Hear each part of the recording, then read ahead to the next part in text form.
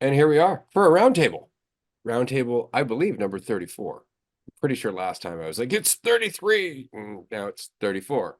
It's just as exciting. It's not any less exciting than 33. I'm just saying that I had a moment where I think I had a memory of doing something. It's crazy to me how many episodes we're up to now. Like, I think we're almost at 500 episodes. We have over 175 episodes of Raw.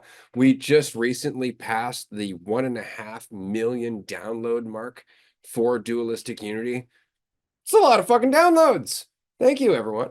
We really appreciate you doing that and listening and being here with us. It really means a lot to us. But that is why we do these things, roundtables. These roundtables are a great opportunity for us to chat with people who are in the community, who are living life, who are fucking facing their own shit, and possibly dreaming their own dreams, having their own projects, going in different directions, wanting to communicate all that. And so we really want you to know, like, if you're one of those fucking people, if you're out there and you're just like, I got shit on the go and I want to fucking tell people about it. I got a service. I got a project. I got a fucking website. Maybe I've developed an app. I don't know. If it's something that you're passionate about and it has something to do with creativity, expression, nothing that requires anybody to, think, oh, I'm going to find answers outside myself, but something that is genuinely just a chance for them to be themselves and maybe enjoy themselves a bit more. Come on the show. Come on the show. It's not much. It's tier 2 or tier 3. Literally like $25 a month. All it is. And then you can come on the show and you can share your vision with us. You can share your dreams. You can share what you're going through, and you can communicate it to the people who are listening because they want to know, because maybe they're hesitating. Maybe they're thinking to themselves, well, I got nothing of value to say. I've only been doing this hobby by myself for the last 6 years. Maybe there's something of value there. Maybe it's you expressing that hobby here on a roundtable that's going to convince them of that. You don't know. You don't know. So that's why we do this. It's also why we have our groups 5 days a week. So what we're saying is we'd like to hear from you. You may not think you have value or anything to say, but we know differently. Yeah, and I think that sense of being able to look at your own dream or like wonder what that is, like not looking to someone else, or even, as you start applying more things, not making it about just talking it, but actually doing it. Like there is going to be opportunities where you do something and you're like, but could have done that differently. Even if you are facing things, even if you are doing things that are uncomfortable and things that, you couldn't fathom expressing or doing years ago. It's like there's been situations where I look back and I'm like, oh, but this and could have done this, and that sense of like could have changed it, could have done things differently. And like just doing it was such a big step. And there's always going to be the opportunity, to look back on something and judge yourself. But you did it. It's done. And now you got this.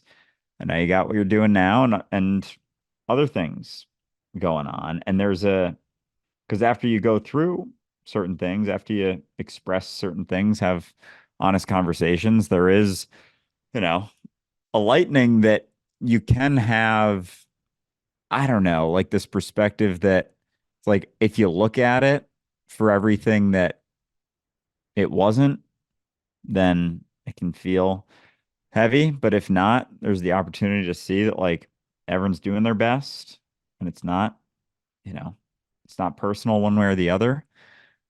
And you can take that with you and take that in and keep going, keep doing stuff, keep expressing yourself and keep wondering like it's not about, what someone else's dream is necessarily, but there's a lot more opportunity to share your dream and express it, whether it's on an episode like this or somewhere else, and really just wonder what that is and see how it could possibly fit in with a bunch of other people who are also just expressing or looking at their own dream and not looking at someone else's or an answer from someone else or a right thing to do from someone else and actually just starting to look to yourself and realize that there's there's a lot more opportunity in not doing what someone else is doing, but collaborating as you both, chat about what the potential could be based on the experiences that you've had. Because whether you believe me or not, you have had experiences and you have gone through things and you have dealt with stuff and faced things. And you got things to share and things you've learned. And you can continue to grow. Like you're not what you're thinking. And so in that, there's a lot more opportunity to see what's to come and shift with things. Exactly. And to recognize you're never what you think you are. Like that's kind of the point. Like I laugh at things that I know people are like, why are you laughing at that? It's like, why aren't you? Like that's kind of the point. Like you have an option. I have an option. We all have options. You know? Make the most of your option because it's yours. Right. That's why I find it funny that I talk to people all the time in one-on-ones and whatnot who tell me I don't think I'm a funny person and yet regularly say shit that's hilarious. It's just that it's not in a joke. See, they don't feel like they're up on stage appealing to an audience. And so they don't exactly, boom, boom. Thank you, Marie. Exactly. They don't hear that. And so they're like, oh, that's not a joke. That's not funny. It's like, you understand people can have kind of like a stoic quietness to them, and that could be fucking hilarious. I had a guy I knew at a job once, and he deadpanned everything. Everything. Like he had the most monotone response to everything. And sometimes you were just like, I'm pretty sure you're fucking with me. Right. And it was just like it was you were never sure. And he'd kind of get a little smirk here and there, and you'd be like, you're so fucking with me. And it was just that. Like he was never going out of his way, right? But he had a subtle type of humor that once you got it, it was fucking hilarious.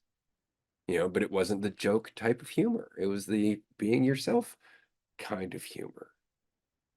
And that's it. That's not something that you can learn. It's not something you can plan. It's not something you can practice. It's not something because that's not the same.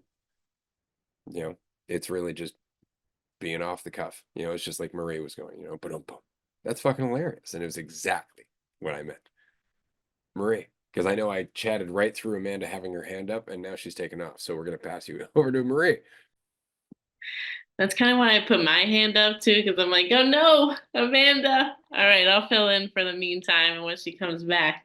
Um, also, for me, it's brum. I thought, okay, the symbol.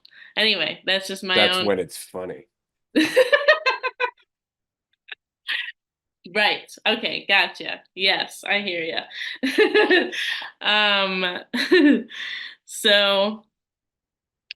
I don't even know. I really had nothing to say. Before this call, I felt like I was feeling super intense. And so while I think Andrew was sharing, like maybe or somebody, I don't know. Honestly, everybody's. um, but like maybe you feel like you have nothing to share in this community or you're hesitant. It was Ray. Um, to like jump on or do something like this. Believe me, we all feel that way. And I know even the hosts feel this way, which I get to share the roundtable with this morning. This very square roundtable.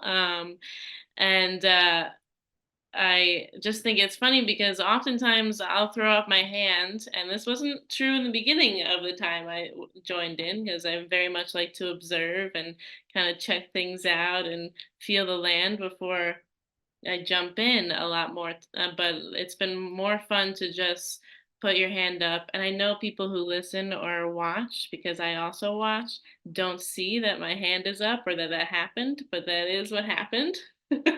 Nothing changed on the screen for y'all, but it's so weird. I can't even get into that. I don't know how that works, but um, throwing your hand up and like jumping into a situation, taking that risk has been a lot more let me tell you, it's not to say that I'm not nervous right now, or I'm not worried, or I'm not, feeling all those things, but it has been, it's been an experience. I don't know. I definitely feel myself becoming like that natural of just like being yourself and like feeling more comfortable in doing or saying whatever. Maybe I'm gonna fuck up when I'm talking. Maybe I'm gonna not say the thing that I meant to say, or lose my train of thought, or not make a point even in what I'm saying. But uh it's just all about expressing myself, and it's been it's been an experience, and I am so grateful for this community for giving me like, not giving me, but allowing the space to do this, because I find, in when I leave this, because this has become almost like a little more comfortable, or it's become a place that I can be like, ah, these are the people, I could say whatever the fuck I want here and it'll be all right. um it's when I leave this space and I go to work. Even I was just thinking of like the role of going to work, the role of me, Marie, at work, Miss Marie, actually, because I teach. That's what the kids call me. That's like that's a whole character that I play. And I was thinking about just like that I'm fully aware that I'm doing it and I'm still expressing myself, but there's a part of me that's aware that this is me playing as Miss Marie. This is me doing this, and I'm going to um, allow myself to be expressed through this experience of being Miss Marie, as as much as I can. But I know there's a component that's like, but that's not me. And and so it's like everything else, like it's that balance, because it is me and it isn't. It's like it's me because all of it's me. And so like finding more opportunities to express myself and allow others to do the same has just been definitely a product, and all of it's connected. So I don't want to say it's a product, but I feel that connection so much with this community because I take it everywhere I go now, and it's all about those ripples. So I appreciate it. I'm so happy to see Amanda's back. I rose my hand because you had it up and you took it down. I'm like, I'm gonna jump in for the meantime. I'm gonna sub myself in, a high five in, and happy to see you all actually. That was fucking awesome. Amanda, thank you for going and doing something for a second so that could happen. And now it's your turn. Alrighty then, I've got the talking stick officially. I went to go change into some shorts because I live in a third floor walk up. It's hot. There's no air conditioning. I was sweating my life away. And I just was like, I'm not running across this shoebox to change and then run back. So that's all that really was, but I'm glad it worked out.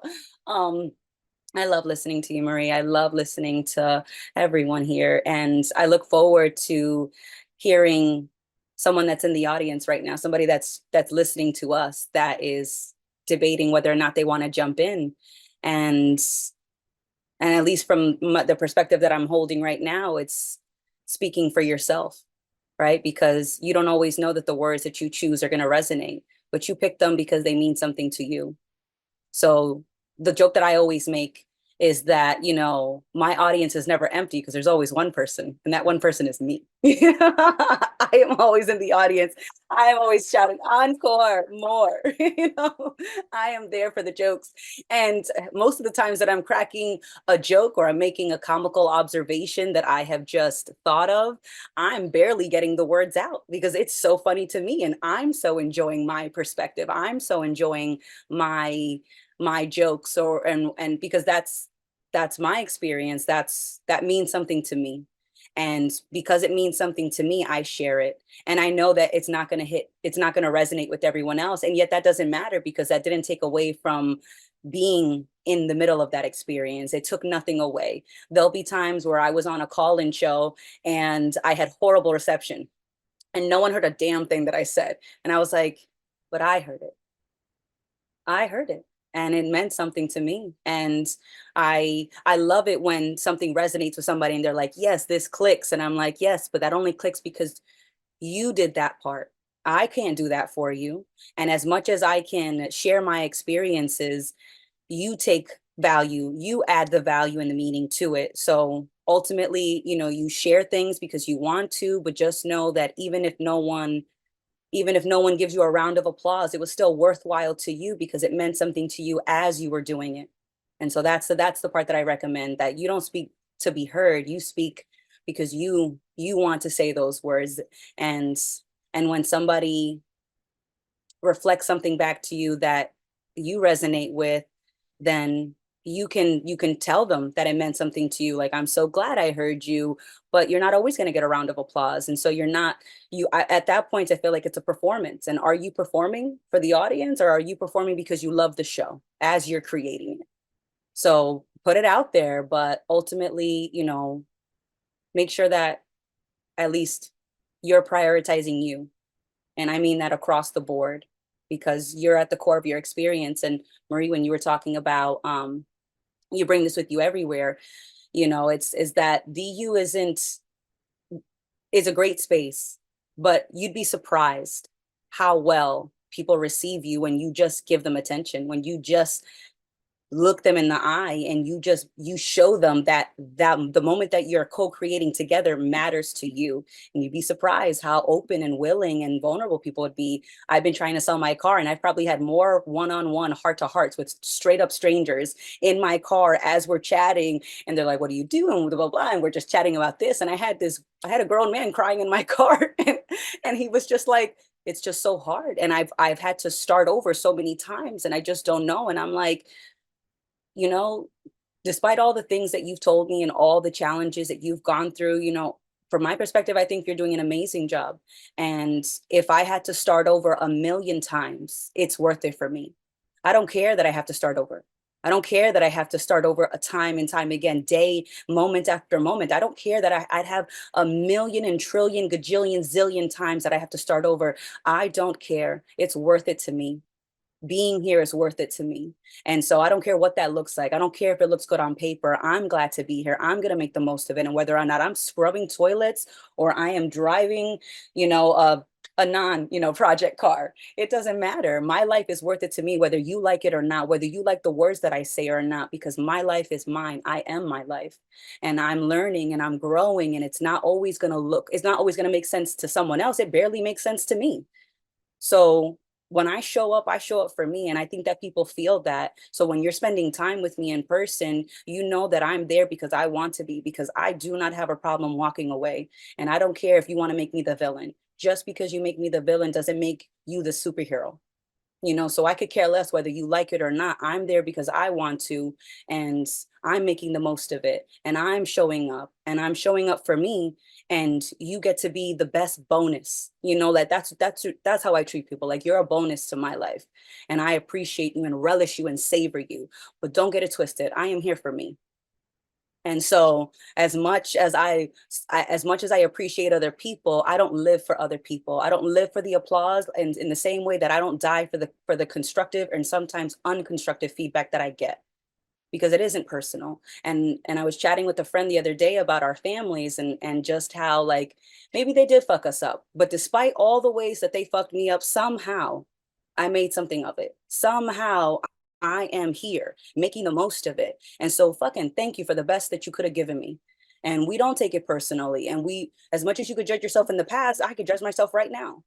So it's very much like, thank you so much, everyone, including myself, because although we didn't know what the fuck we're doing, as much as we don't know what we're doing right now, it feels a lot more free to not have an expectation that I should have done something differently, or that someone else should have done something differently. Because when I'm actually looking at someone and not looking at what they did or didn't do for me, I see that they're trying their hardest, and that's enough. The life that I've led, all these steps were worthwhile, because I'm so glad to be here. And I'm so glad that all of you are here, whether you speak up or not.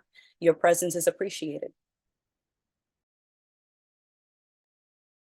And there's always going to be that opportunity to keep bringing that judgment with you. And so if there was previously that caused you to do things, or the thought that like something could have been different or should have been different, it's like it's going to be an easy way to just keep perpetuating it, keep doing the same sort of stuff over and over. And the thought that someone could have, you know, been different, you know, with parents, it's like they were doing their best based on they got a lot in life, you know, they were given, you know, and their parents did the same. It's like everyone was doing their best. And so even being able to recognize that, because I know I've spoken to people who hold very tightly to that sense, and I've done it too, that like, oh, I was, you know, born into this situation and blah blah blah, blah. And even thinking that like, oh, it should have been different is just a passing of the opportunity to see that like, no, it couldn't have. What are you going to do with it now? Like, what are you going to take from what you've done or learned? What am I going to do with what I've done or learned? Because as soon as it's like, what are you going to do with it? There isn't so much of a sense of it should have been different. You know, it's like, it was what it was. It is what it is. And right now, there's opportunity. Like, without that sense of, well, you know, that, what about that situation, you know, previous things, traumatic experiences, and whatever spectrum you experience those, like they got you here. And if they don't have to, if they didn't mean anything about you, like if they were just experiences, then like there's a lot there that you learn from. Like without all of those, it's like, what would you be? Like, what would you have learned? You know, I'll feel like I haven't gone through enough or something, and then also hold on to like, but I've been through these things and these meant something about me, and like trying to hold on to both instead of like, it's what it was, you know, it was that experience, and it gave you the opportunity to at least pull from that bag and be like, I've responded to that previously. I've held on to that for a while or for a bit, or thought that, you know, I should have been different in certain situations. And you talk to someone who's done something similarly or done something else. And again, it's not for anyone else. It's not for someone else's experience, but they're opportunities to connect. Like they really are bridges. And when they're not seen as, you know, things that should or shouldn't have happened, it's like, you know, they were what they were, and you can make the most of it right now. But if they didn't mean something about you, they don't have to hold so much weight. And there is the opportunity to let them go, you know, and see what you're made of based on the experiences that you've had, but not a need to keep trying to maintain that perspective that you are that thing that went through all of that stuff. It's like you've been through all that stuff, but it didn't mean something about you. And so it doesn't mean something about you right now. And so you right now aren't something that you gotta, you know, continue to try to perpetuate, because that's carrying that same sort of sense of, well, this versus that, opinion this, preference that with you. And it's not necessary. But I'm, you know, I definitely would never have suspected I would have said this, but I'm so glad I was super manipulative. I'm so glad I was super needy. I'm so glad, because when I look back to those choices that I want to judge, I'm usually not looking at the mindset that drove those choices. I was terrified. Of course I wanted to manipulate. Of course I wanted control. I was so petrified. Of course I did those things. But when I look at even further, so then what were we scared of? Because you didn't have control then, you don't have control now, you won't ever have control, right? So it wasn't that control was this missing piece of the puzzle, right? So why were we scared? Because I didn't trust myself. And a great example that I love to give from my own experience is the way that I used to view dating. You know, I didn't get into my first romantic relationship until I was 20. And I'm watching my friends from 10 to 20, for like a solid decade. I'm watching my friends go through relationships and they're having their boyfriends and this, that, and the other. And I wanted to blame my dad because my parents got divorced, and I wanted to blame, the breakup of the family and how I couldn't trust men. And if my father would break my heart, why would some fucking stranger on the street respect me? Right? I wanted to blame him for the reason why I wasn't dating teenage boys when I was a teenager, and then young adult men when I was a young adult. And it wasn't that. It's not that I didn't trust men, it's that I didn't trust myself. I didn't trust myself in relationships. I didn't trust myself to not only be in the relationship and to navigate it. I also didn't trust myself if my heart was broken, because my heart was crushed when I was 11. And so I wanted to blame my dad for all of those reasons why I thought men were the problem and why relationships were the problem and women were suckers and this, that, and the other. And I wanted to blame everybody. I was like, you're all idiots. Don't you see the heartache? I wanted to blame everyone. And really at the core of it was that I did not trust myself. That's what it was. And I wanted to blame him. I wanted to blame my childhood. I wanted to blame the way it was and this doggy dog world and all that shit. Bullshit, Amanda. We didn't trust me. I didn't trust me to navigate whatever happened. And now I won't say that I have nothing but trust for myself, but there is a lot more faith and trust in myself that no, I don't know what you're going to do.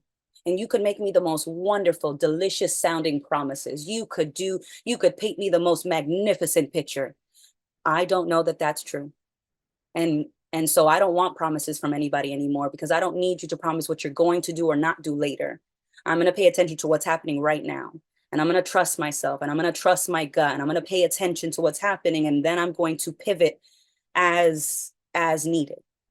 But it's because I trust me that really, although I may be invested in your choices, although I may be influenced and impacted by your choices, ultimately, I trust myself to navigate no matter what you choose. Whether you want to tell me the truth or lie to me, I know how to trust myself in both of those situations. Whether you stay with me or you leave me, I know how to navigate those, because I know that I'm here. I'm the core of my life. I am my life.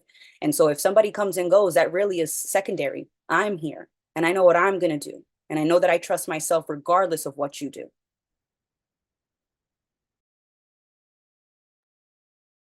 Yeah, and that's the component that you're never going to be able to escape or even improve, like, or overcome or try to fix. Like the thought of fixing that person that's never going anywhere. It's like such a futile thing when you talk about it. It's like the sense of fixing yourself. It's like you got to start thinking about things. You got to start, contemplating and wondering. And if that's not the case, then, whether someone comes or goes, I'm getting more of a sense that those things, the situations, interactions with people, like they really are so fleeting, and you never escape yourself either. It's like you have this thought about a certain situation that's going to do a certain thing, or another situation that's going to do a certain thing, or experience that's going to do this or that, or whether you're excited for it or afraid of it. It's like that's going to come and go, like with everything. And then it's going to happen. Things are going to play out. You're going to be totally uncertain about how it goes and what the response is. And then, you're going to go to bed at night and it's just you again, however it played out, whatever happened, it's like you're still just left with yourself no matter what. And so the thought that something else, some situation that you go into is going to change that or shift you even. It's like, what about you having shift on those situations that you step into? What about not thinking that the situation's going to do or has to do or will do or might do anything to you, but it's that you actually have, like, you're it. Like there's not a situation that's even separate from what you're doing. Like right now, this roundtable, there's the four of us. It's not like a round table that we're in. It's like we're the round table. You go to a retreat, you're the retreat. Like there isn't a dualistic unity retreat template. It's this is it. Like there's no thing to make it a certain thing. It's like it's on you and me as we And go. that's everything. Like that's our whole world. This is what Krishnamurti was saying, that you are the world. You know, we are society. We are the environment for each other. You know, we keep forgetting that. You know, it's like, no, I'm in my environment. You are the environment. I mean, there's no difference. There's no separation. It's just your idea of yourself that seems to make the obvious hard to see. You are the environment. You know that by everybody who's ever told you off. You were a part of their environment and they didn't appreciate it. Marie? We are the world. That's what it came to mind too. We are the children. Yes. So it is really funny with that recognition, because I find myself, like what you were saying too, Andrew, like here I am, like back at home in my apartment or in my bed after an experience that I was like, ooh, I'm a little nervous about this experience, or this is going to be like an extreme day. It's going to be like a heavy day. There's going to be a lot of things that are going to happen.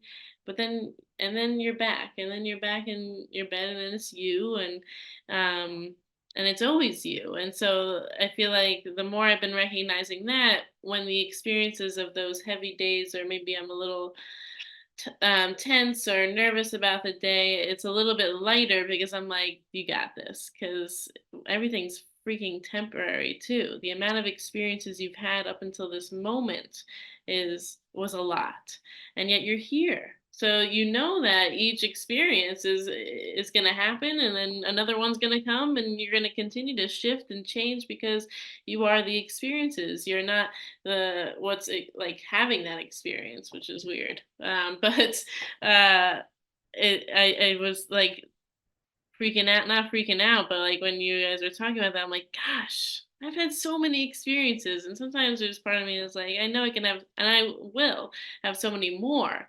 Um, like I could have had more, as that thought, but I have had so many experiences, and so many things that have happened, because that's just, obviously part of what that is what this is. And so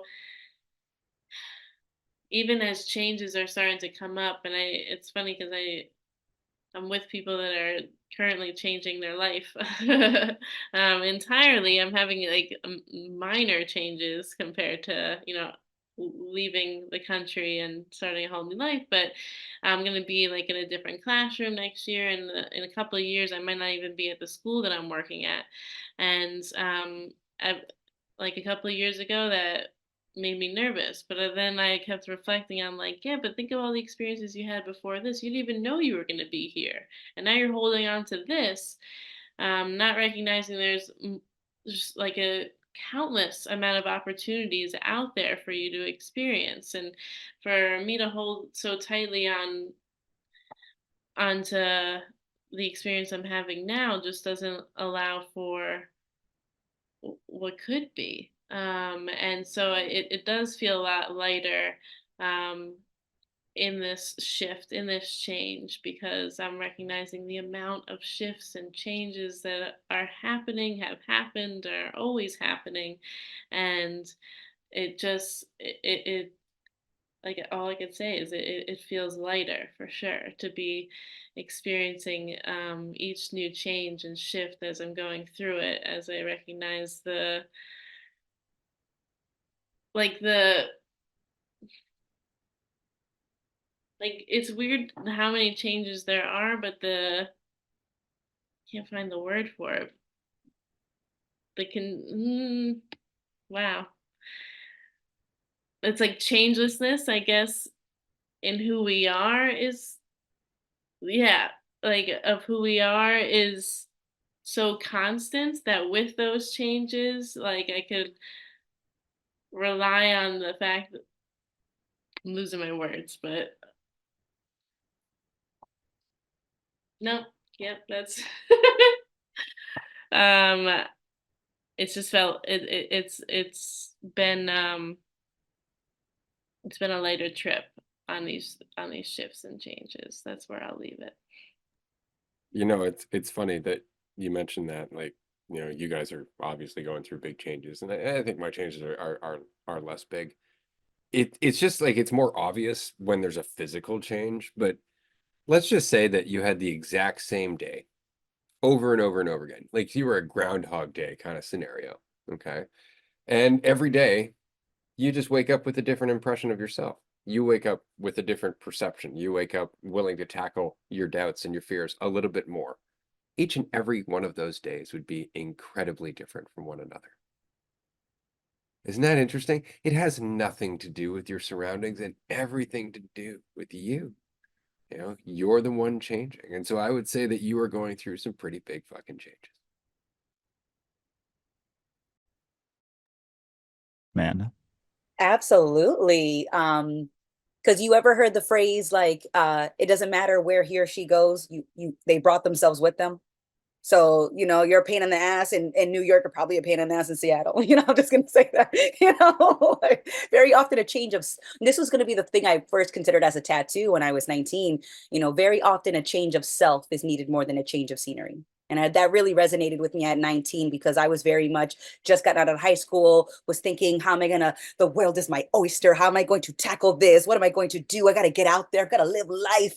Life is on the horizon, you know. And then I saw that call. I was like, shit, I really don't have to go anywhere. And now I'm making geography the problem. It's not me. It's where I'm at. That's really what needs to change. And the other example that I love to give to someone is that, like, let's say you wake up one day and you feel so inspired and you want to express that creativity through painting. Your life is not going to reflect that inspiration. So more often you change first and then your environment reflects that. But you don't wake up one day and all of a sudden you're surrounded by canvases and paint cans and paintbrushes and you're like, I think the world's telling me something. I think I need to be a painter. You know, very often you change first and then your environment reflects that. But so often we think that my environment needs to reflect the changes I want to see instead of just embodying the change I am and letting my environment constantly reflecting that as it goes. And I love the episode with Godmo with Chicharito, and how he had said that you very often change in the pursuit of the goal. So even when you accomplish the goal, you're not the person who wanted that goal to begin with. And so even if you reach that goal, you might not want to stay there. And even if you decide to change your mind in the pursuit of the goal, isn't the process more worthwhile when you're not so dead set on a destination or your environment reflecting a certain concept? Be the change and let that change take you in the direction that you're listening to, not the direction you tell yourself you're supposed to be going in.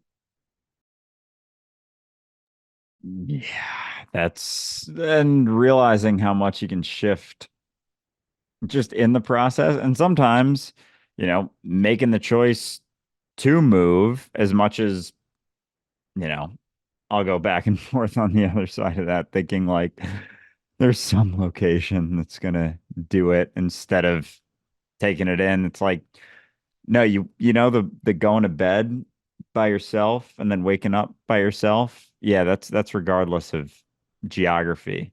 But sometimes, you know, a shift, a change, a decision to do something, conversation, whatever, like it's not to say it can't be a component of the change, you know, making jumps and leaps and in your life, but the thought that that's what's going to do it, it doesn't mean that the shift isn't a component of it playing out. But to think point blank, it's like I'm going to wake up today, then I'm gonna move, and then I'm gonna wake up tomorrow, and I'm gonna be different.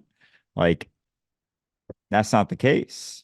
Like, but you have the opportunity in different environments to have impact no differently than you have opportunities in similar environments to have impact. You know, you wake up and you just see yourself differently or stop looking at yourself and thinking about yourself. Like that environment that you're currently in is going to shift. and change. And like, if you are where you are, then what's holding you back from, making the most of that?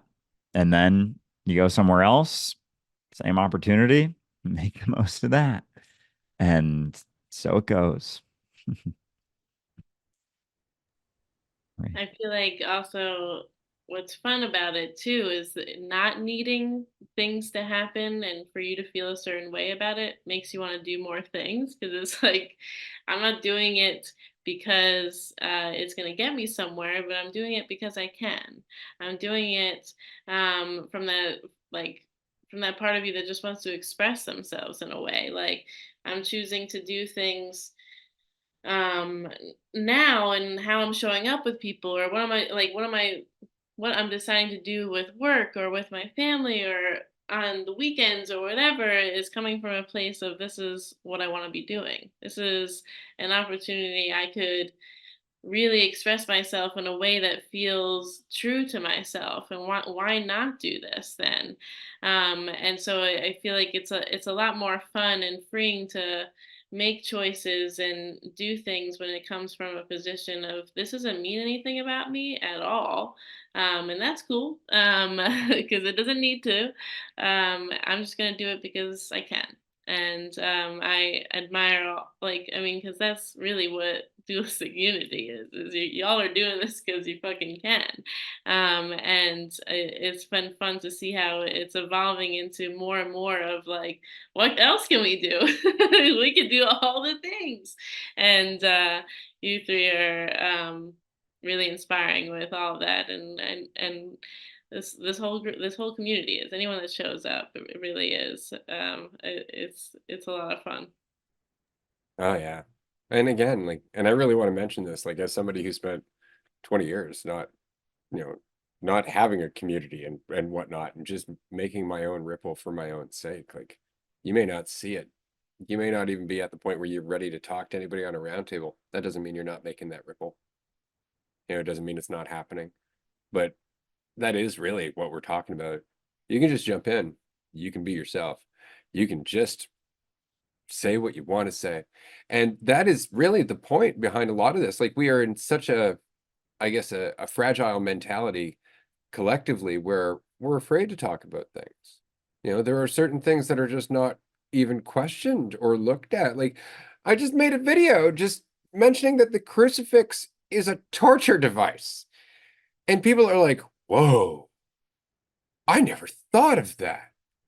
And it's because nobody wants to talk about it. So many of the comments have been like, I have tried to tell my friends this, and everybody just looks at me like I'm crazy. So many people.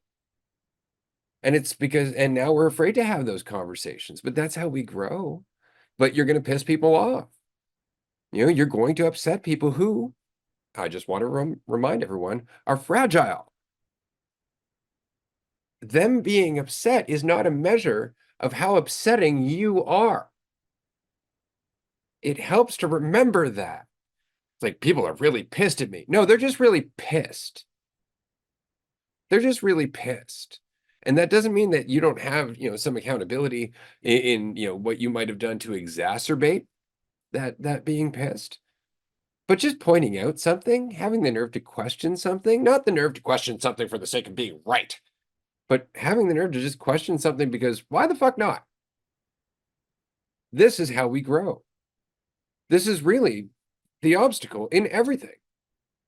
Why are you holding yourself back from saying what you want to say? Why are you so afraid to express yourself?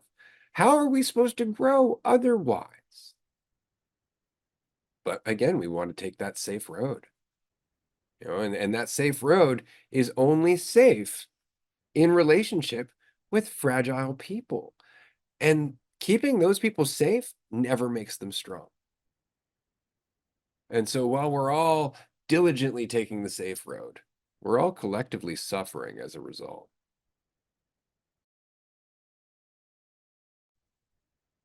Yeah. And sometimes sharing stuff, it's like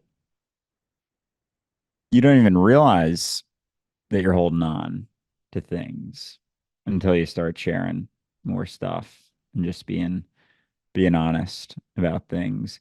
And then you know, I start to want, well, you know, do you know? I don't know. Yeah, Marie knows. Marie knows. You wonder, like, I don't know, is there like, what does that even look like to express yourself and like try and figure it out, like the right way to do it, the correct way to express or be yourself, or wonder, how to do it even. And is that the expression? And is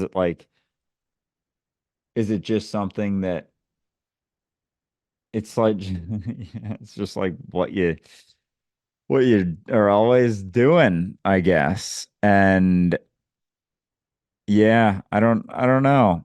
Sometimes I never know, ever, really. And the assumption, like, because with certain stories that you tell yourself, it's like you never really know any of those things either. Like nothing's a guarantee. Everything's on the table. Every potential perception of yourself is out there. And like, what does it even mean to be certain things or not other things? Like that sense of being, yeah, like doing something correctly or incorrectly is very much going to be based on the environment that you're in. Like each environment that you're in or that you're a part of, there's opportunities to shift those environments by not buying into that sense so much of the right and the wrong based on that environment. Because there's sort of collective ideas of what that is. And if you're trying to maintain a certain environment, like those rights and wrongs are gonna be there too. But it's like you start being more honest with yourself and you take in more considerations, and the right and the wrong doesn't match that anymore. Like it doesn't make as much sense to do or not to do certain things, to try and maintain, a sense of control, a sense of, there is a correct way to be, you know? And now it's just like, am I just, and yeah, it's like, that was just something that I said. And it's like, was that worth saying? Is anything worth sharing or saying? I don't know. I mean, is there a direction that anything's going? No, of course not. It's like we're here hanging and chatting, and that's like expressing ourselves and wondering about, rights and wrongs, goods and bads, and realizing just how much those are ideas and like have nothing to do with the situation that you're experiencing or the situation that you're being. Because like following a right and a wrong, a good and a bad, what some environment's telling you to be is very much maintaining that environment. Like it's not you having that sway. It's like trying to have less sway over the environment if you're trying to do the right or the wrong thing based on what sort of environment you are in or valuing or even looking at. And so shifting that is like sometimes letting go of that same idea of there being some sort of right or wrong. And like even just that in itself is a different environment. And it opens up a lot more doors to just be whatever's there, whatever you show up as. But Amanda. So I love our DU life troubleshooter, our own ChatGPT bot. And so I absolutely popped that question in there. I was like, is there an absolute right and wrong? And it gave a pretty quick answer. And it was like, the idea of absolute right and wrong implies a universal standard that applies in all situations, regardless of context or perspective. However, morality is often shaped by cultural, historical, and individual influences. People tend to develop their sense of right and wrong through their upbringing, personal experiences, societal norms, and religious or philosophical beliefs. From the perspective of, from one perspective, right and wrong aren't fixed truths, but are reflections of individual and collective perceptions and judgments. What might seem wrong in in one context could be seen differently when circumstances or intentions change. This highlights the importance of embracing nuance and avoiding rigid moral judgments.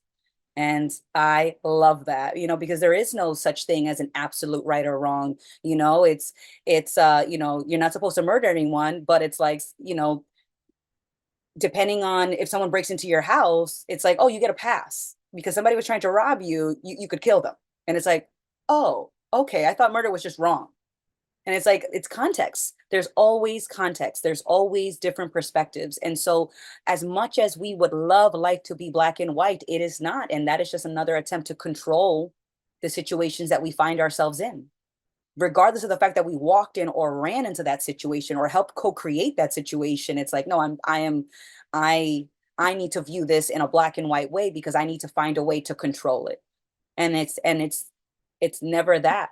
There's so many considerations. There's so much context. There's so much more than just this is wrong because I don't like it.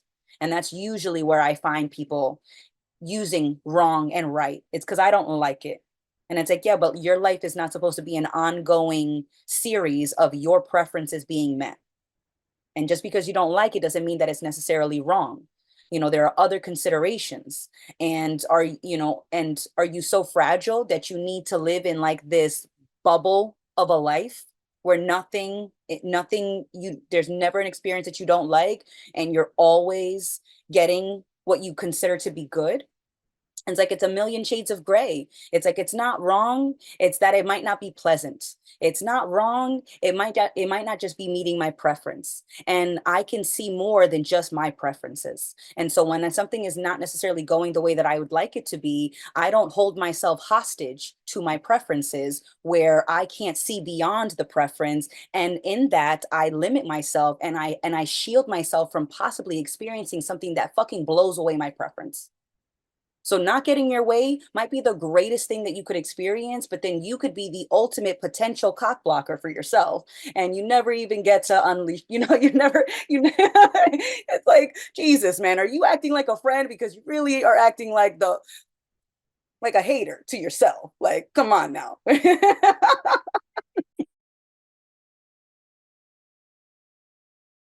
Marie? Oh shit, that got me giggling. You got me laughing so hard. I was gonna bring up that same point. That's why I shot out my hand of I feel like when the more I've let go of like my preferences or maybe judging people for having different preferences than I more just like show up, I'm like, cool. And then sometimes I'm like, whoa, I didn't even know this about a different preference. That's really cool. It could be a preference of mine now. Who knew? Because I wasn't going into the conversation or the experience with like, nah, this isn't something that I don't like, or this isn't, how I feel about this.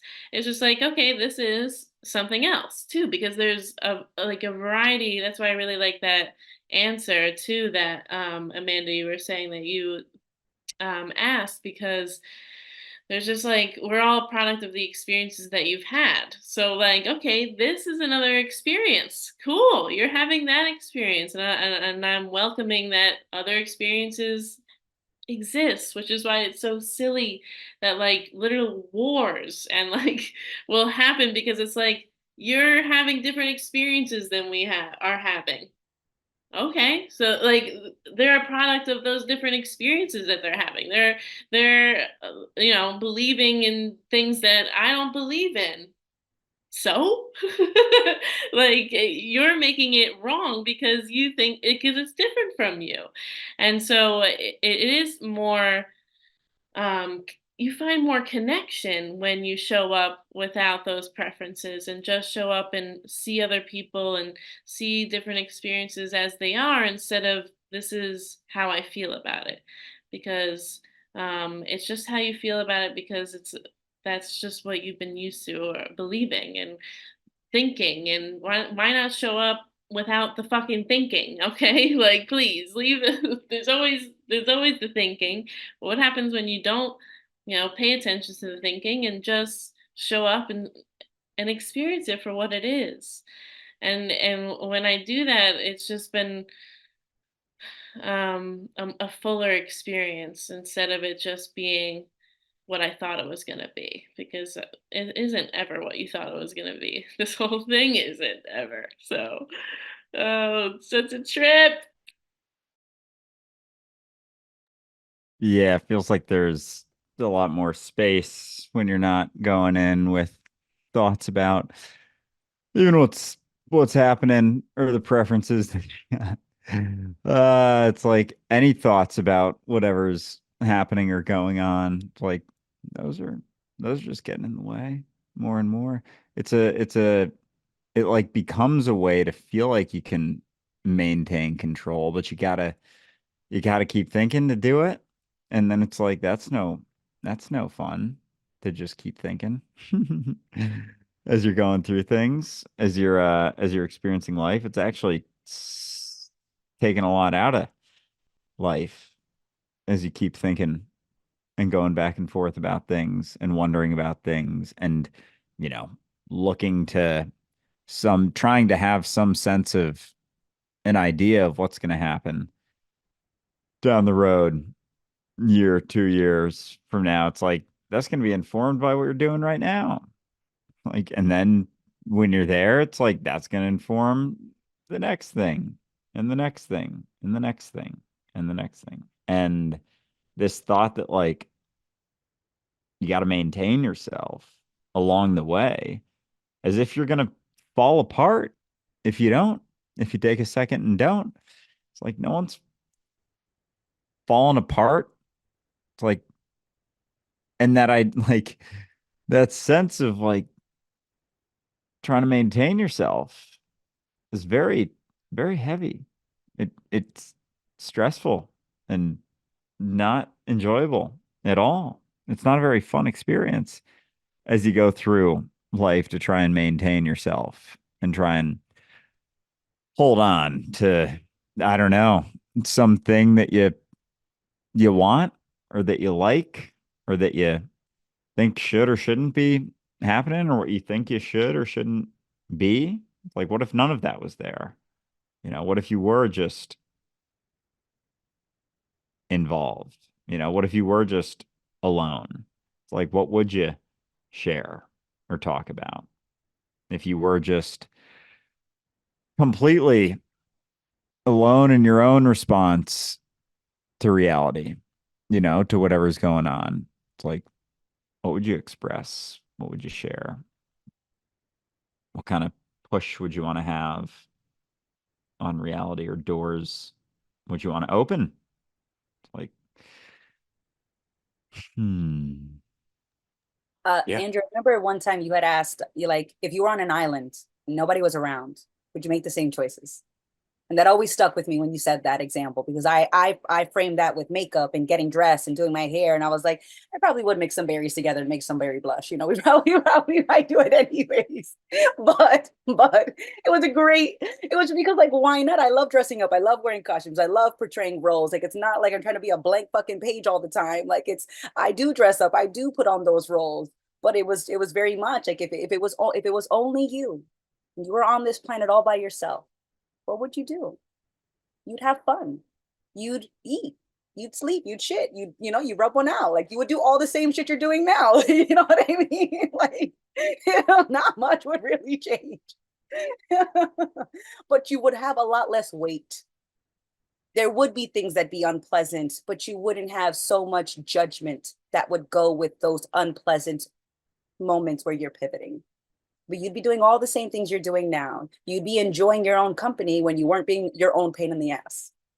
You know, or at least that's how I talk to myself. Yeah, because you can't really do both. You can't keep looking at yourself and thinking about yourself and enjoy that company. It's like you gotta let go of that sense that there is something to maintain or hold on to even enjoy yourself, to even have the opportunity to, yeah, to not assume that you should be something different you should be something else. Like that's where the weight comes from, is assuming that there's a right way to be a person. It's like, man, there's a lot of things that want to tell you that there's a right way, correct way to be a human. It's fascinating. It's fascinating that that even exists. But again, there's a sense of validation and like the sense of control that seems nice. Like it seems pleasant to be able to maintain that sense of control. And yet it's like, what's it doing for you? Like, how's your experience?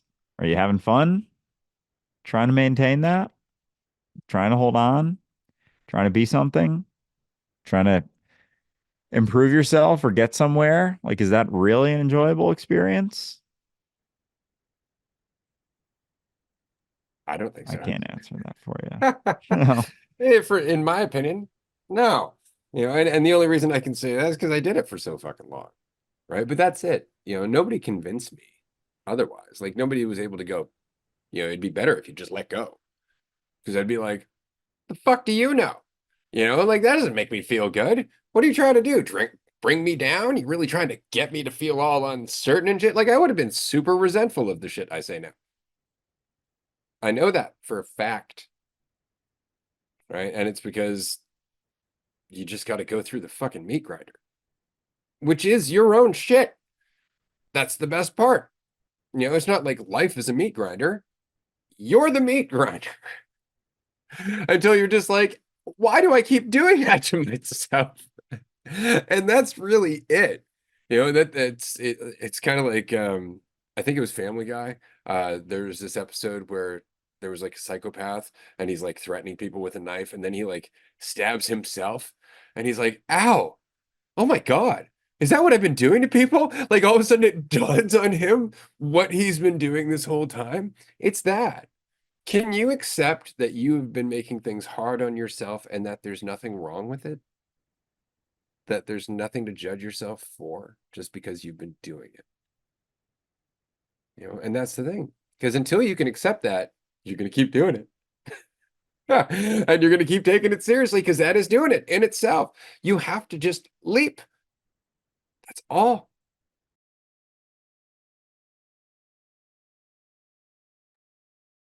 Yeah. Yeah. And then, yeah, you wonder, like, because I feel like there's something to do with that. It's like, I wonder if there are things that I'm doing or not doing.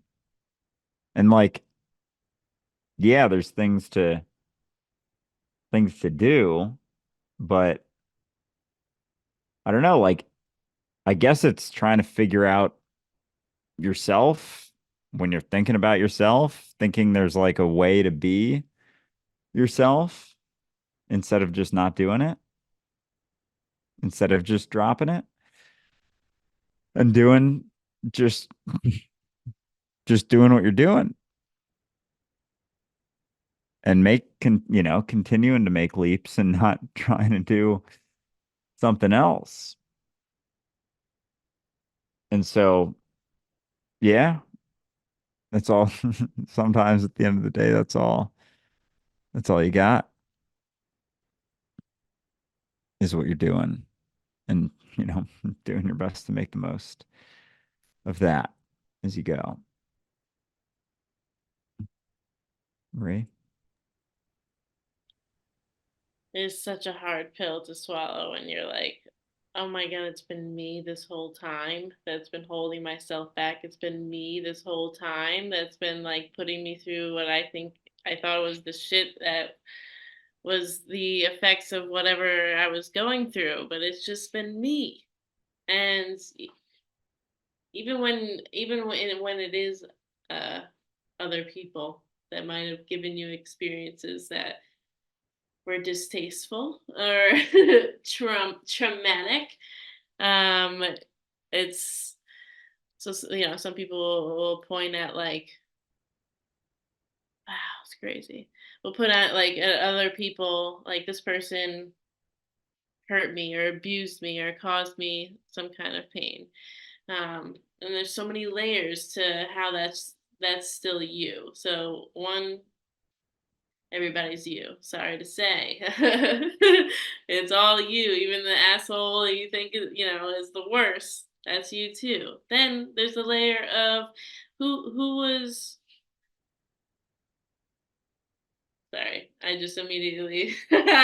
Sometimes I'll go to say something and then like have a rebuttal right there that like presents itself, and it's just like, oh shit, wait, there's that. So God, everything happens so fast. Um, there's so many layers in recognizing how often it's just you. I had this image in my mind that came to when we were talking about it being you that's doing it to yourself, of like going down the basements and like trying to figure out where the fucking problem's coming from, and you flash the light and it's just like you looking crazy in the corner like causing all the issues. It's like it's been you the whole time down here. What the fuck are you doing? And it's like people don't want to think it's them though. Like I have so many conversations that will put themselves as victim of the circumstances that have happened in life and cause that to be the blame of why they're experiencing life that they're experiencing, instead of, like we've been saying this whole time, allowing experiences to happen as they are without it meaning anything about you. So you could have went through this shit. Sure, because like this is a crazy fucked up experience. It has its shit for sure.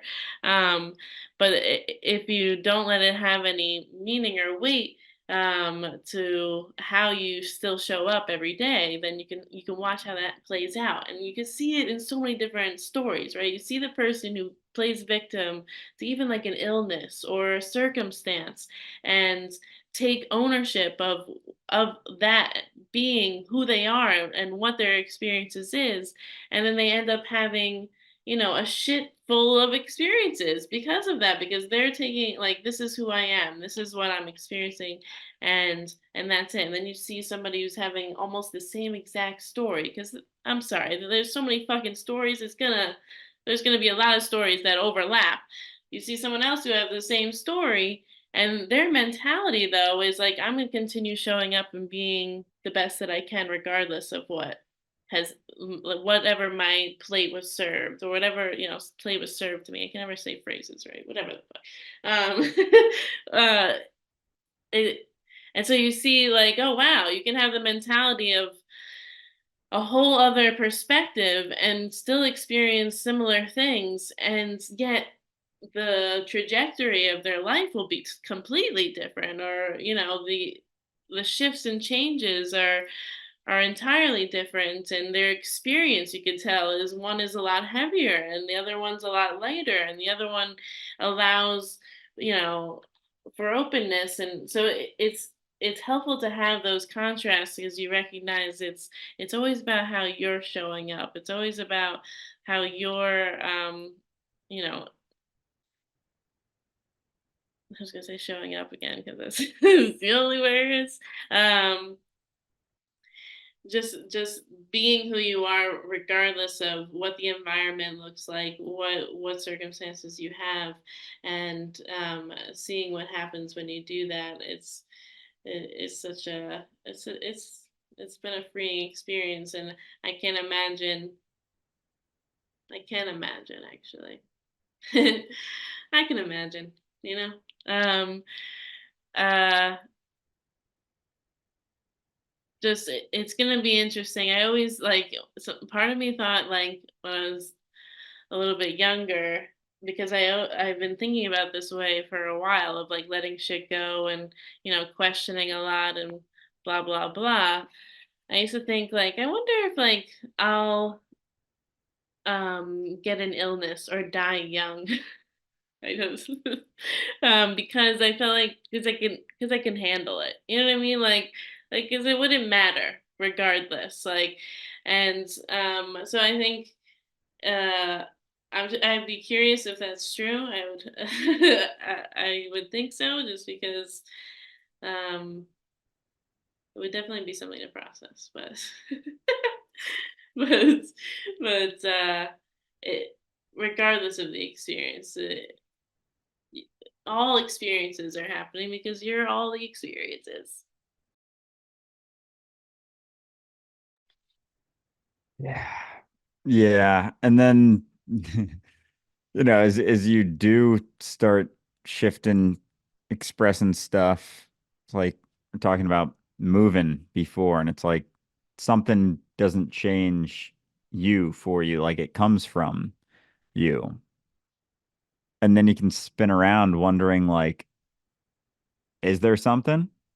Like, is there something to do, or express or share or something, some ripple to make that's going to do something that you think is like going to do it, is going to change you, is going to shift things.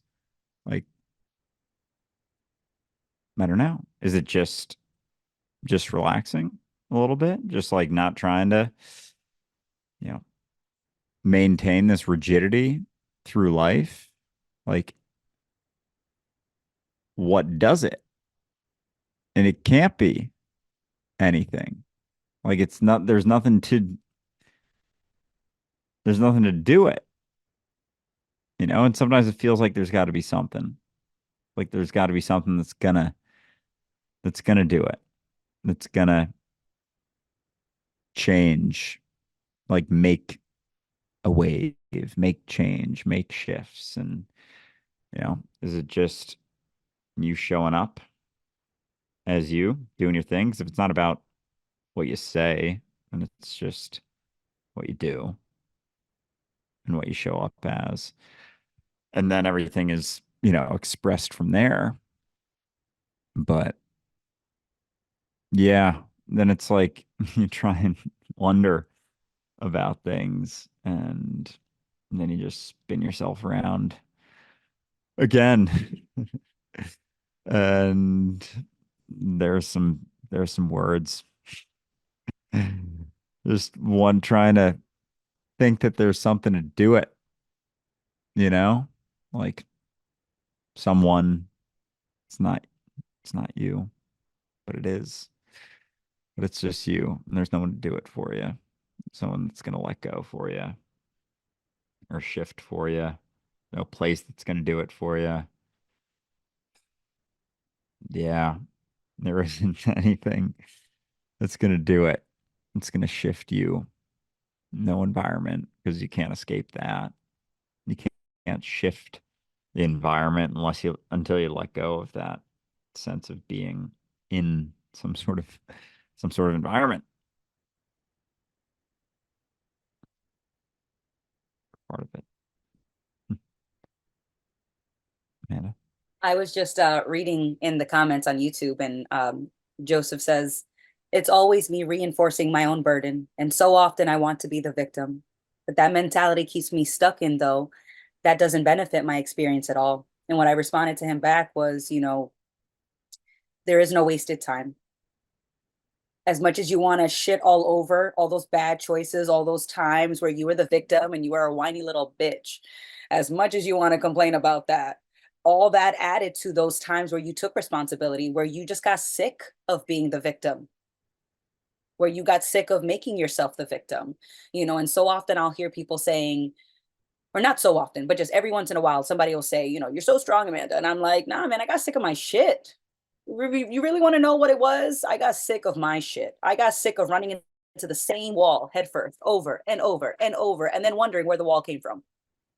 I just got tired. And being so tired, it gave me space to be honest. But I don't look back at those moments and think, oh, I should have known better.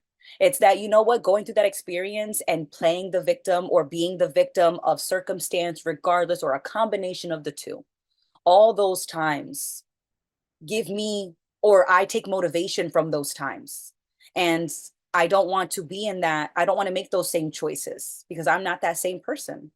And what helps me make the quote unquote better choices now is remembering all those times I didn't make quote unquote better choices.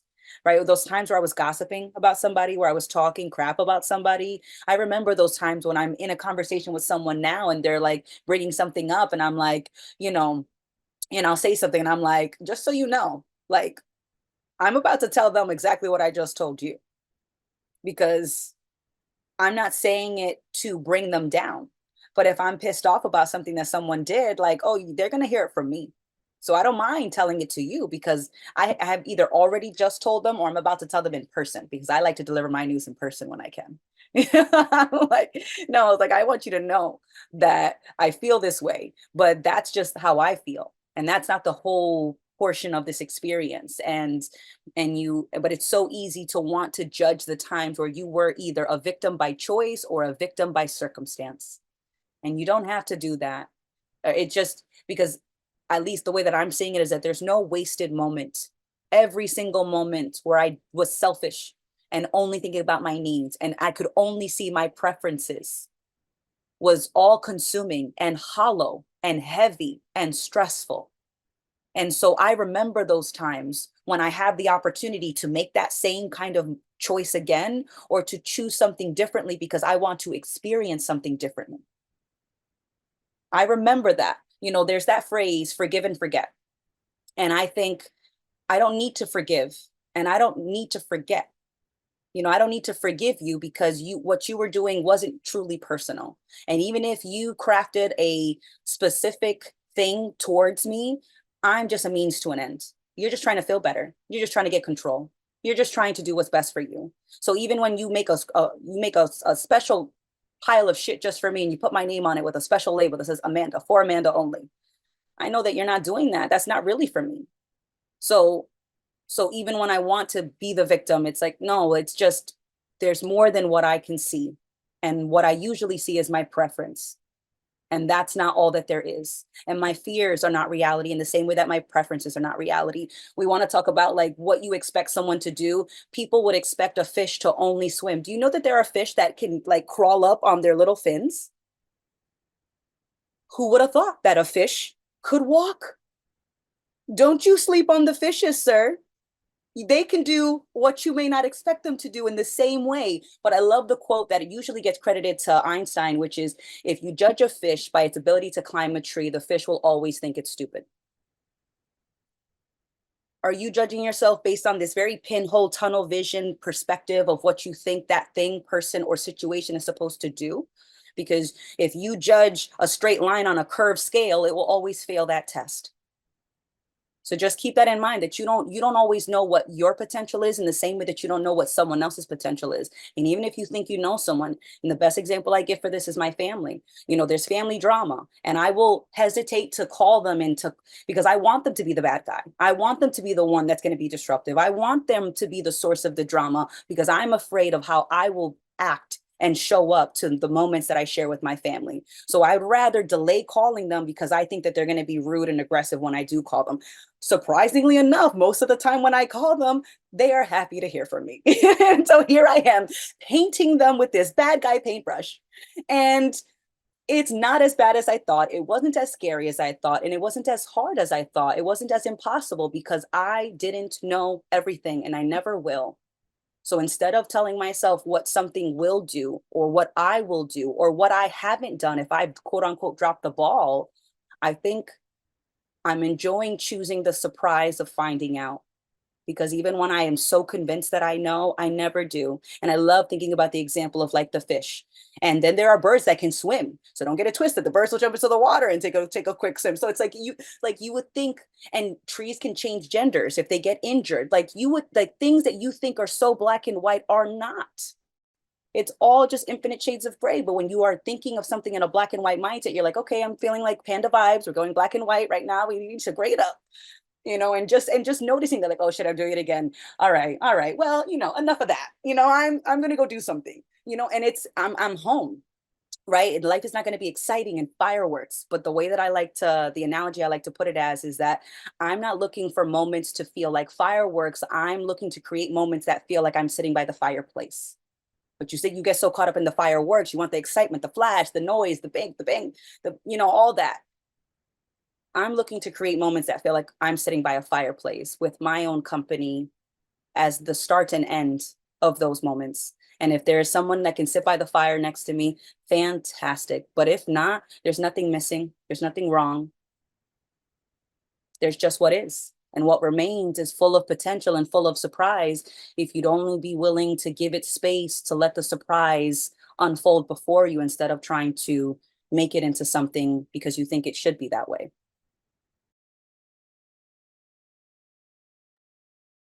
Yeah. Well said. Because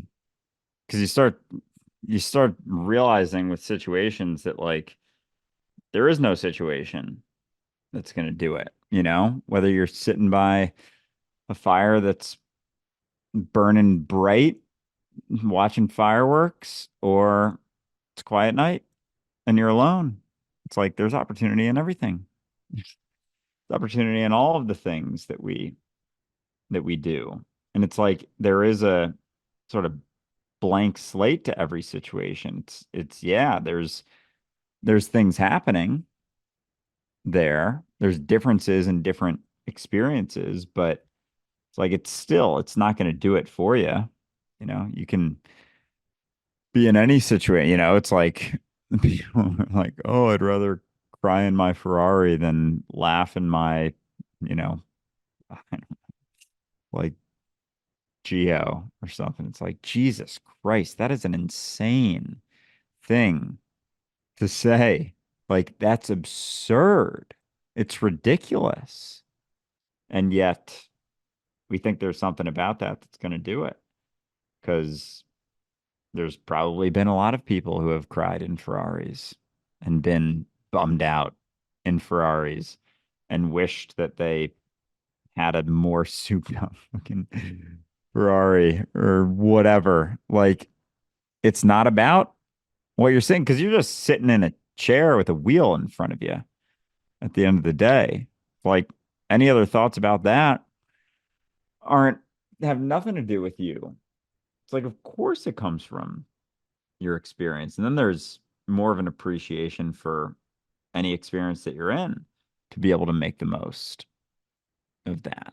You know, there's opportunity in every situation to make the most of it, to have sway over it. And there's almost more fun in being able to have sway over something that maybe someone couldn't fathom getting, you know, pumped up or excited about versus something that everyone thinks is going to do it for them. You know, a situation that's going to do something to change them, you know, decisions or expressions or whatever it may be. Like, not, it comes from you always. Right. It really do be coming just from me. Um, oh my God, it's so silly.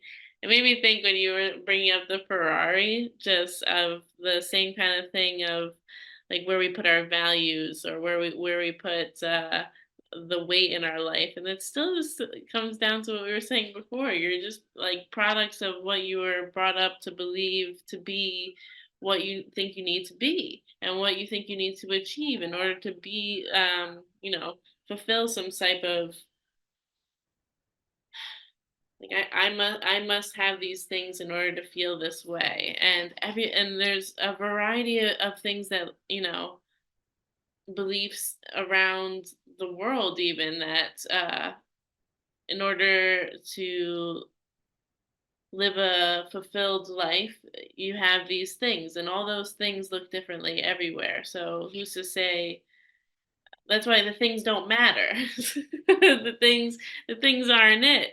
That it can't be what it is because everyone has their own idea of what these things mean and what value they have. When it's like, who's to say?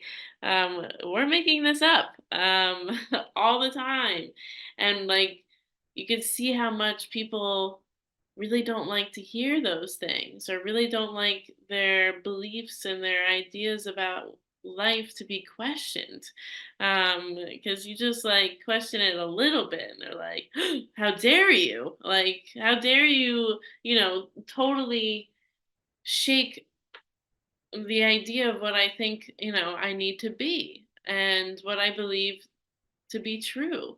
When it's like, how can you know? How could you know all the answers? How could you know what's right and wrong and what's, you know, what we need to look like and how we need to live our life? You know it all. That's pretty incredible. That and it's all contradictory. It's so weird because it makes me think of um so many battles that people like die fighting. I'm like, I have to stand by this or else what, or else I don't know who I am without it. And I know we talk about this all the time. It's really the uncertainty that people are afraid of. So they'd rather hold on to this belief. They'd rather hold on to this idea of how they think they should live because it's more comfortable.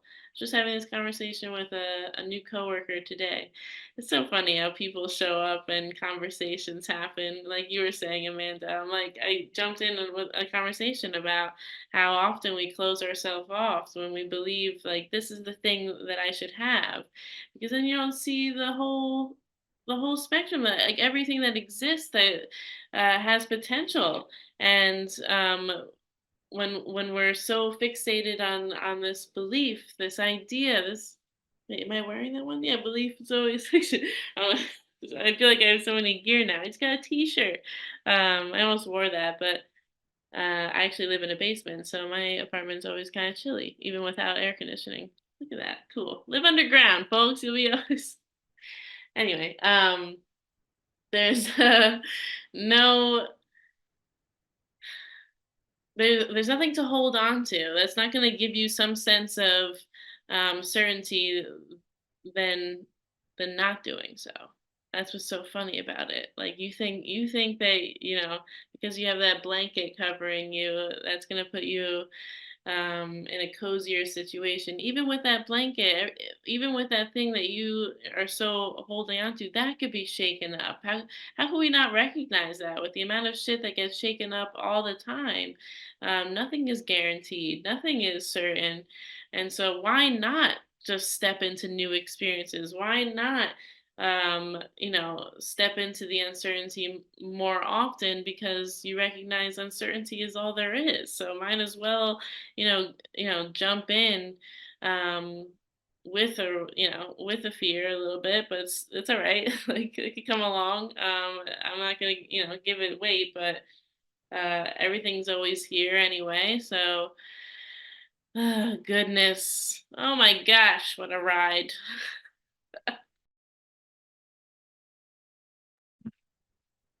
Amanda.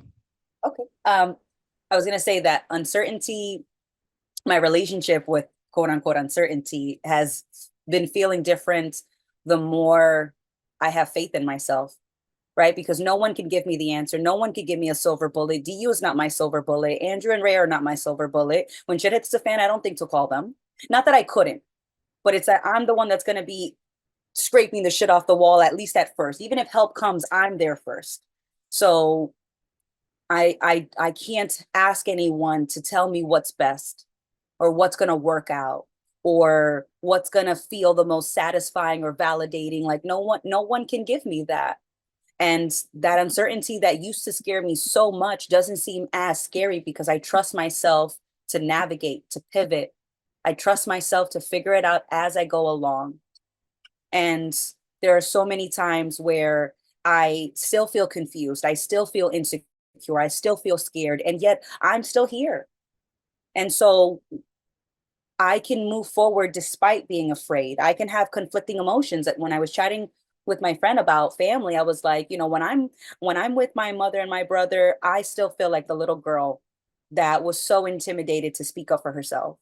As much as I am very much the grown-up version that is embodying the boundary. So I don't even have to tell them anymore. I just won't put up with certain things. I don't have to tell you what the boundary is. You're going to feel it because I'm not going to be around to accept things that I don't want to.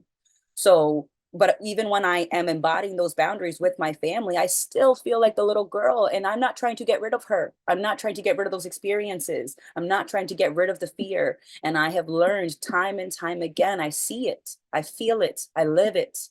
I can move forward despite being afraid. I can move forward despite being uncertain. I am still here despite being afraid and uncertain and insecure and afraid. What am I going to do? Am I just going to paralyze myself? You know, as so beautifully put, nobody puts baby in the corner. I'm baby. We're not putting baby in the corner. We're going to dance if we feel like dancing. We're going to change the music. We're going to step out there. We're going to invite someone. We're going to applaud someone else for dancing if they feel like dancing because we feel like it. And I can have two conflicting emotions and still be all the space for all of that. So I'm not looking to get rid of the times where I feel like a little kid. In fact, I relish those moments where I feel as carefree as I did as when I was little. And that's so funny that we are so often rushing to get out of our childhood, to get out of being a young person, only to miss those feelings, to miss that freedom. And then you try to replicate that as an adult. And it's like, well, what is it? You trying to be an adult or a kid? It's like, neither. I'm trying to be here. And sometimes I'm going to feel like a little kid who knows nothing. And sometimes I'm going to feel like somebody who notices. I'm like, I recognize that. All right, maybe we're going to go through the Rolodex in my mind. We're going to pull something from the warehouse. We need to bring it up from the basement, you know, and pull something from a past experience. But it's just taking it case by case and not needing to be one thing in any moment and being okay with being what appear to be conflicting things. But it's not really conflicting. It's a spectrum. I wouldn't be able to feel the relaxation if I didn't know what it was to be stressed out. And I can still feel relaxed and stressed. I can be stressed about one thing and relaxed about something else. So I'm not one flavor. I'm not a Care Bear. I'm not going to be just one thing. I'm space for everything in each moment. So it changes so fast, and there's less pressure to be one thing. And so it's like, I'm going to feel like a kid. I'm going to feel like a quote unquote grown up, and that's okay. I'm going to feel relaxed. I'm going to feel stressed out. I'm here for all of it, and I'm going to make the most of all of it. And I can usually make the most of it if I'm just paying attention to what's happening versus just getting so zoomed in on where my focus happens to land. Everything looks bigger under the microscope. Everything looks bigger under a magnifying glass. So if I look hard enough at anything, it's going to zoom in, and I'm going to keep zooming in, and we're going to be 1,000x zoomed in, and all I'm going to see is that fear or that preference. But it's and you know, another thing that I like to remind myself is that everything feels harder in the beginning. But you put in your reps, you put in time and attention, and everything starts to smooth out. But if I'm just noticing how to pick up when I'm stressed out, the more I do that, the more effortless it's going to be. It's not that it's going to feel easy, it's going to be less effort driven. So I feel like there are so many words that we can use to describe things, but ultimately, I don't need my life to feel easy, and I also don't have to make it feel unbearably hard. But I can know that in that space of my life, in the space of my experience, which I am going to feel both, and sometimes at the same time. And I won't know what to do with that. And I said that after the last retreat, like, I'm feeling a lot. I don't know what to do with it, but it's here, you know. Like, and I didn't touch it. I didn't go, well, you know what? This reminds me of that time yesteryear, 77 years ago. I went through something like, you know, like, like, it was just, that's a lot. I don't know what to do with that. But you know what? I'm sitting in front of the gate at my airport.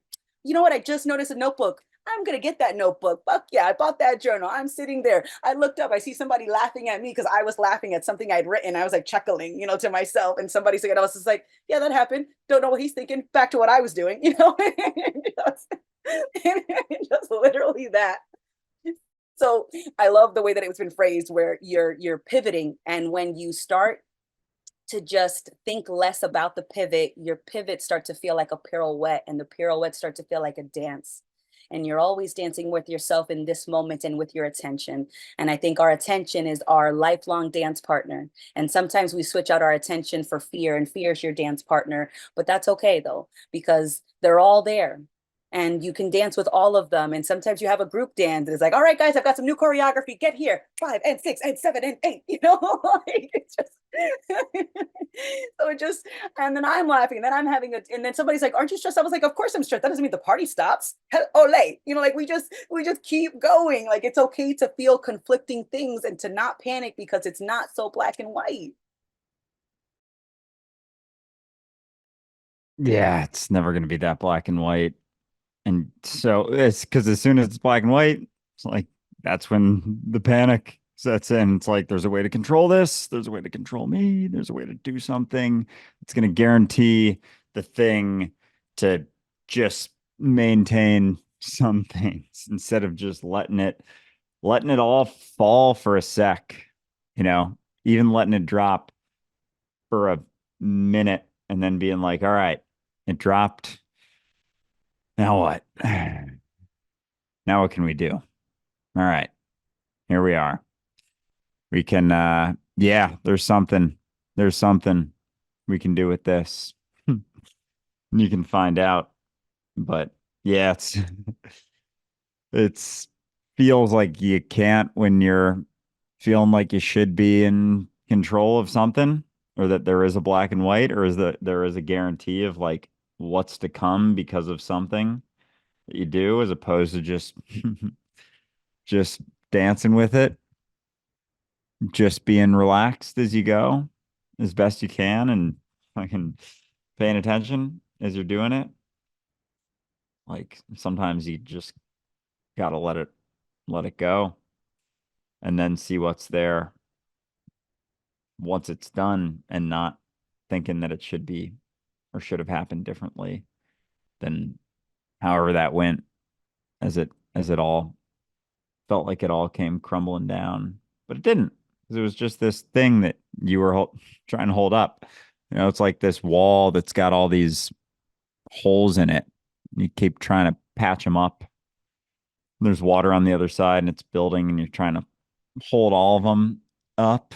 And it's like, oh, what if I stop, and it just builds and builds and builds, and then it crashes and settles, and there you are, not trying to hold up so many walls or so many holes. And yeah, and only then it's like, oh, I don't have to spend my life patching up these holes. I can just let them fall and then see what's there, see what's left, when I'm not spending my time doing that, trying to maintain everything, or every sense of every perception, because like there's no way to do it anyway. It's like you're expressing what you're expressing, regardless of what you think you're what you think you're patching up or holding on to. There's no control in that.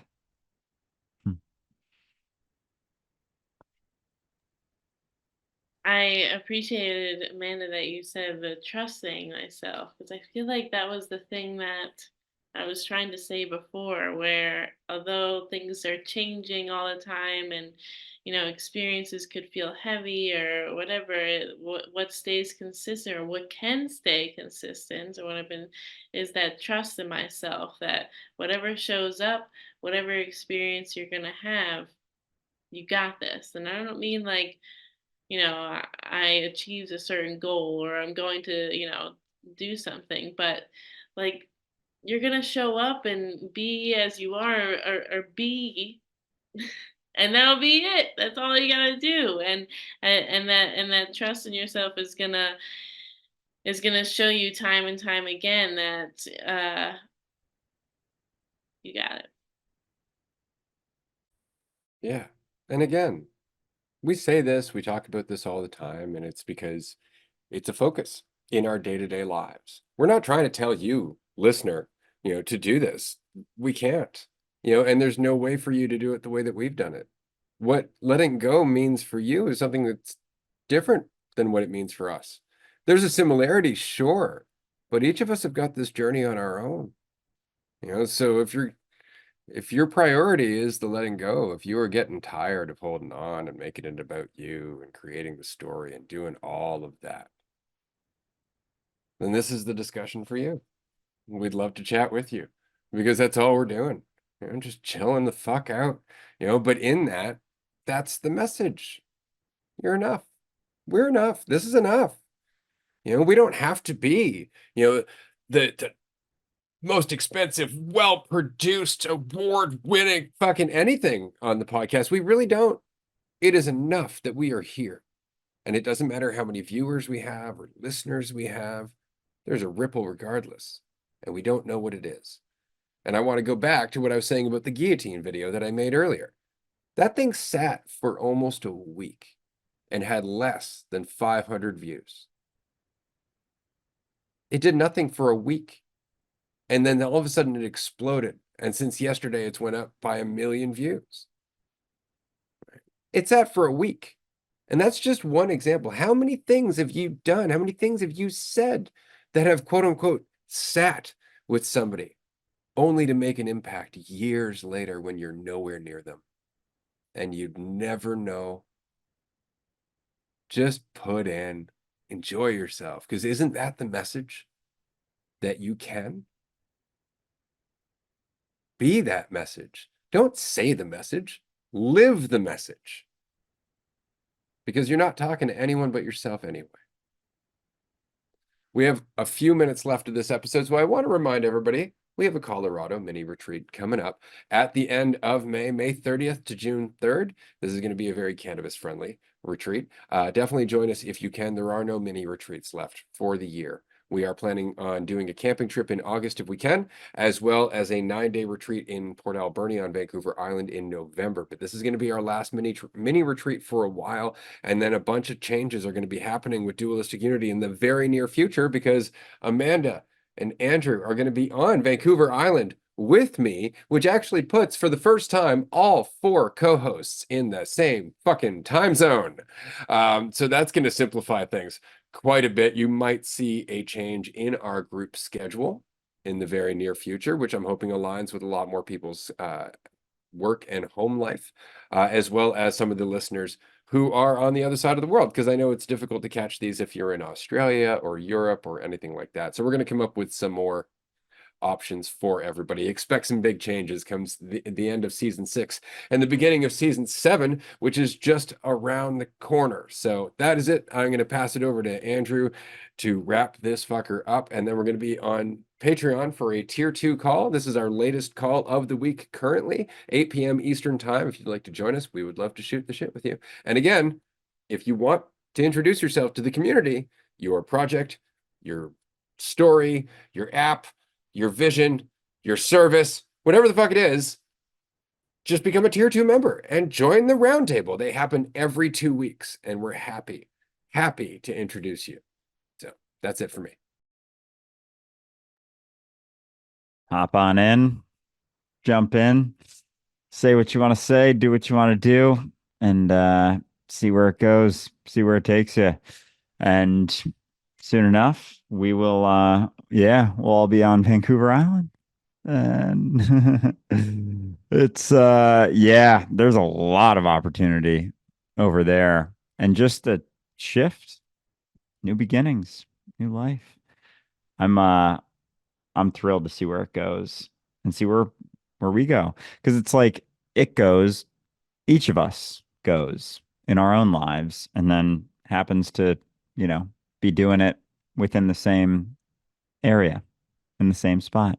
And if you are around in the area, my birthday next weekend, May 18th.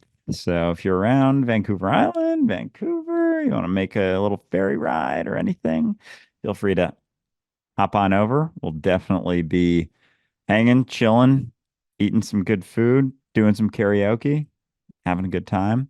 And we are now at time. So Marie, Amanda, Ray, Fuck yeah. blast. This has been a blast. Thank you, everyone, for joining us, and we will see you soon. Bye. Bye, everyone.